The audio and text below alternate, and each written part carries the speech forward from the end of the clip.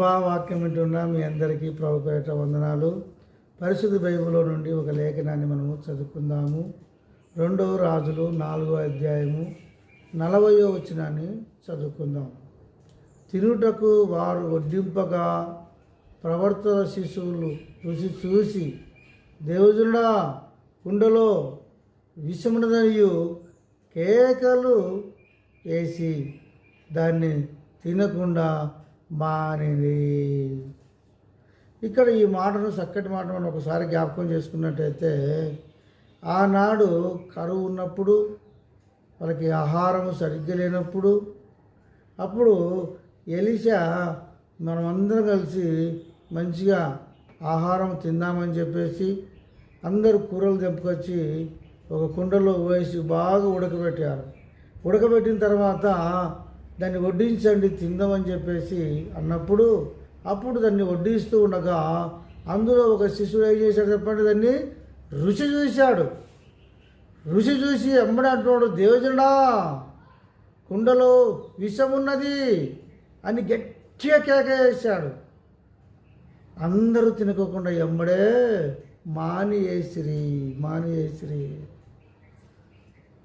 మానేశారు ఎమ్మడే. ఇక్కడ ఈ మాటను ఒకసారి జ్ఞాపకం చేసుకున్నట్టయితే, రుచి చూసి తెలుసుకునుట. ఈరోజు వాక్యం ఏది? రుచి చూసి తెలుసుకునుట. యెహోవా ఉత్తముడని రుచి చూసి తెలుసుకుంటుని అని భక్తుడు అంటాడు. అలాగనే యెహోవాను నమ్మువాడు ధన్యుడు అని బైబిల్లో రాయబడి ఉన్నది. దేవుడు ఎలాంటి వాడో మనం తెలుసుకున్నాం కాబట్టి, రుచి చూసాం కాబట్టి మనం ఆయన విడిచిపెట్టలేము. అలాగనే ఏదైనా సరే, ఒక కూర కానీ ఆహారం కానీ రుచి చూస్తాం. ఫస్ట్ బాగుందంటే ఇంకా 2 ముద్దలు ఎక్కువ తింటాం. బాగాలేదంటే దాన్ని మానేస్తాం. అన్నం పెట్టుకున్నాం, ఎక్కువ కారం ఉంది, తింటే ఆపేస్తాం. అన్నం పెట్టుకున్నాం, కూర వేసుకున్నాం, కష్టం ఉంది, రుచి చూసినాడు, కష్టం ఉంది, ఎమ్మడే వదిలేస్తాం. అలాగనే ఇక్కడ కుండలో నుండి వాళ్ళు వడ్డించుకున్నప్పుడు, అందరూ తినాలని ముందు పెట్టుకున్నప్పుడు, ఒక ఆయన తిని దాన్ని రుచి చూశాడు. ఎమ్మడేమంటున్నాడు, సేదు, ఈ కుండలో విషం ఉంది, దేవజనుడా, ఎవ్వరు తినద్దండి, ఇది తింటే మనం చచ్చిపోతామని చెప్పేసి కేక వేశాడు గట్టిగా. కేక ఎప్పుడు వేసారో తెలుసా? ప్రాణాపాయ స్థితిలో ఉన్నప్పుడు, సమస్య మించకొచ్చినప్పుడు, దానివల్ల అపాయం కలుగుతుందని గ్రహించినప్పుడు కేక వేస్తాడు. అలాగనే ప్రవర్తనలో శిశువులో ఆయన ఆ కూరను ముందర పెట్టుకొని నోట్లో పెట్టుకొని రుచి చూడగా విషం ఉందని చెప్పేసి గట్టిగా కేకేసినట్టు మనం చూస్తున్నాం. అందరు కూడా ఎమ్మడే నోటికాడ పెట్టుకునేది మొత్తం తీసేసి ఎవ్వరు తినలేదు. కాబట్టి నువ్వు కూడా రుచి చూసి తెలుసుకును, యెహోవా ఉత్తముడని.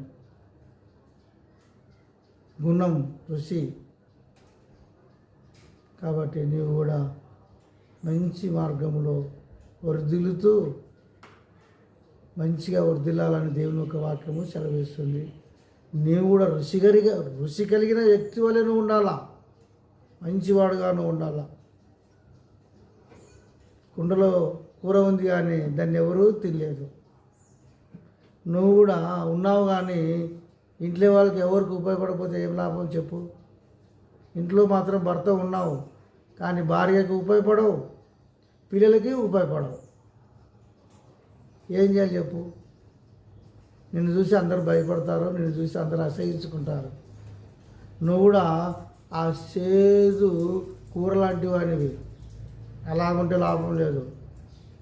నిన్ను చూసే ఇతరులు సంతోషించాలి. ఓ, ఈయన వచ్చాడు, సంతోషం, చాలా మంచి వ్యక్తి, చాలా మంచి మా భర్త, మంచి మా తండ్రి అని నీ గురించి ఇతరులు మంచివాడని అనిపించుకోవాలి. రుచి కలిగిన కూర వలె నువ్వు ఉండాలి. నీ మాట్లాడితే ఉప్పేసిందని ఉప్పేసినట్టు ఉండాలి. ఓకే, మంచిది. ఈ మాట దేవుడు దీవించింది కాక. ఆమె చిన్న ప్రార్థన చేసుకుందాం. పరిశుద్ధుల తండ్రి నీకు వందనాలు. ఈ వాక్యాన్ని దీవించండి, వాక్యానుసారంగా జీవించే భాగ్యం దయచేయమని యేసు నామములో ప్రార్థిస్తున్నాం తండ్రి. ఆమేన్.